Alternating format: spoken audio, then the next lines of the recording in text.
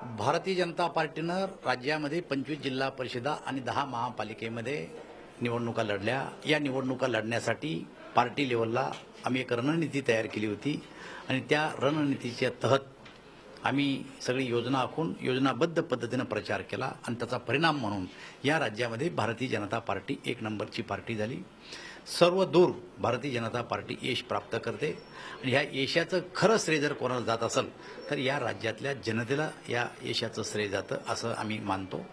आणि मला असं वाटतं की मुंबईसह अनेक जिल्हा परिषदामध्ये आणि कॉर्पोरेशनमध्ये तर नक्कीच आम्ही आमची सत्ता स्थापन करू अशी अपेक्षा आम्हाला आहे। तर तुमची अपेक्षा आहे तुम्ही नंबर 1 पार्टी होताय तिथे मुंबईचे आपण बात करू, पण शिवसेना सोबत जाण्याची काही शक्यता आहे का? आता सध्या काही शक्यता नाही, कारण आकडे आमच्या बाजूचे आहेत आणि अजून जर तास 2 तास तुम्ही थांबले तर 81 आणि 84 शिवाय काही अपक्षांनी आम्हाला पाठिंबा देण्याचं कबूल केलेलं आहे आणि त्यामुळं आम्ही मॅजिक फिगर जो असतो तो गाठू, यामध्ये कुठल्याही प्रकारची अडचण येणार नाही। सर, परळीमध्ये एक मोठा उलटफेर झाला आहे, पंकजाताईंनी पण राजीनामा देण्याचे संकेत दिले। हो, पंकजाचा मला फोन आला होता आणि मी चॅनलवर बघितलं की त्यांनी राजीनामा पाठवणार आहेत, पण मी त्यांना सांगितलं की यश अपयश हे राजकारणामध्ये येत असतं।